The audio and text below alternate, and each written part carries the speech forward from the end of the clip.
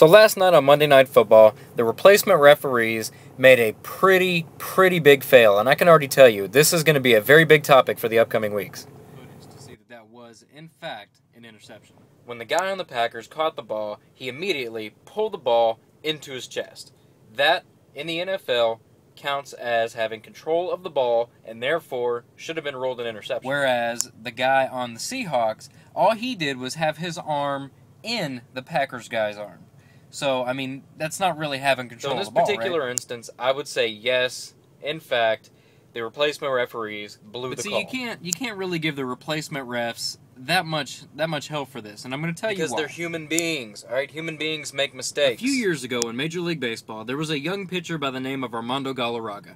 Now, Armando Galarraga took a perfect game into the ninth inning and had 2 outs in the inning. He got the batter to ground out weakly over to the first base side. Armando Galarraga ran over, covered the bag. The throw came in before the runner got there. He should have been out. Armando Galarraga should have got his perfect game. But a veteran umpire by the name of Jim Joyce, who had been umping for 25 years, all right, that is a veteran official, okay? He called the runner safe, effectively ending the perfect game. All right, so you have an official with 25 years of experience that blew a seemingly obvious call. Now, in an after-game interview with Jim Joyce, he basically said, "I got the call wrong." He admitted it. That took class. I'm gonna say that right up front. Now, Jim Joyce, he got a lot of hell for that. I mean, the guy got death threats.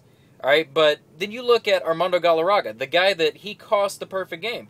Immediately after the game, Armando Galarraga stated in the post-game press conference that, hey, we're all humans. We make mistakes. It's fine. It just wasn't in the cards for me to get it. No big deal. We all make mistakes. Now, that is a guy that was going to go in the history books. All right, at the time, I believe he was going to be the 20th or the 21st person to complete a perfect game in Major League history.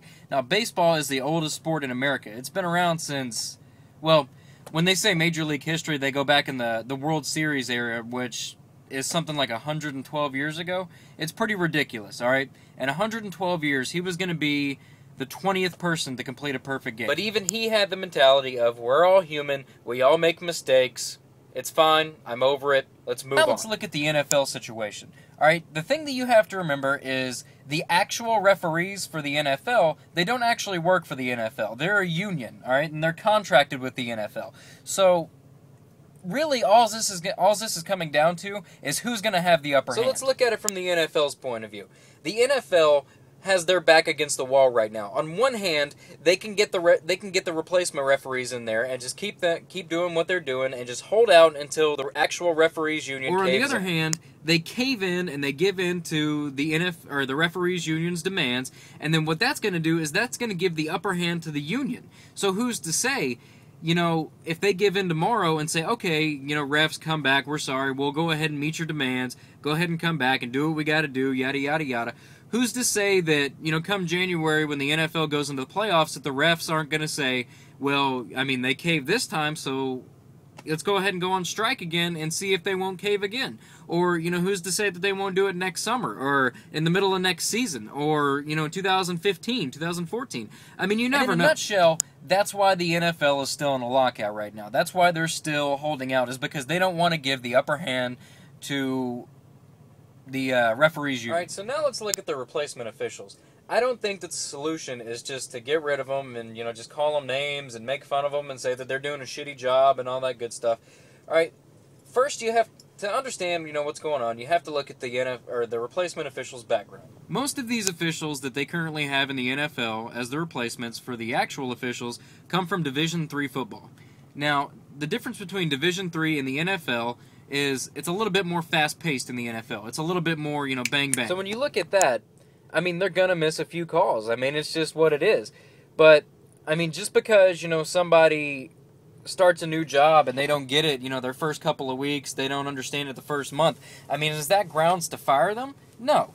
How, you know, granted, in the NFL, I mean, these are playoff teams, you know, these are futures. I mean, if you blow a call like last night, you know, and they give a touchdown to, you know, somebody that doesn't deserve it, then, I mean, there's only 16 games in an NFL season, so, I mean, that's definitely going to have an impact on the outcome of the Super Bowl. granted, in my opinion, I don't think that either one of the teams last night on Monday Night Football, the Packers or the Seahawks, I don't think that we're going to see either one of them in like serious playoff contention.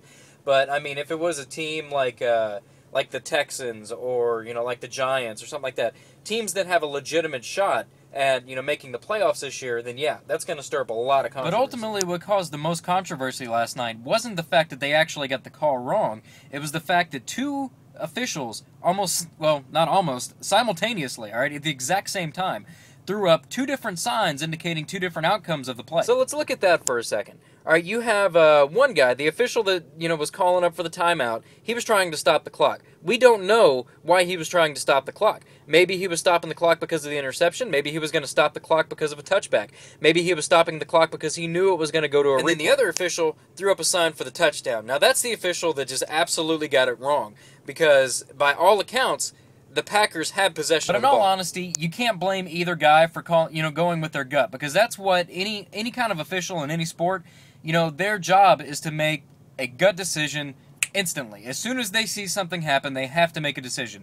And like I said earlier, we're all humans, we're all going to make mistakes. However, in the NFL, you have a luxury in that you can go to replay, and that, in my opinion, is where they got the play wrong. And the reason that I say that is because when you're on the field and you throw up your arms, you have two different people calling two different outcomes. All right, I mean, you got to keep in mind you have two different people that have two different points of view of that play. We can't see through their eyes. We don't know what they saw. So anyway, I'd love to hear your comments. I'd love to hear your thoughts on this. I mean, I know it's going to be a big deal. I know it's going to be talked about throughout the week, all up into in the upcoming days and everything. I mean, this is going to be everywhere. I'm listening to the radio today. They're already talking about it all over the radio, just about every radio station you turn to. And I mean, it's going to be a big deal. It's going to spark a lot of controversy, a lot of debate. So leave your thoughts, your opinions in the comment box below. Send me a message, make a response to this video, and I mean, if you wanna be up to date on what's going on and everything, I'm gonna try my best to get some of the bigger stories up on this channel. So make sure that you look right above this video and you hit that subscribe button. Thank you for watching. Take care, guys.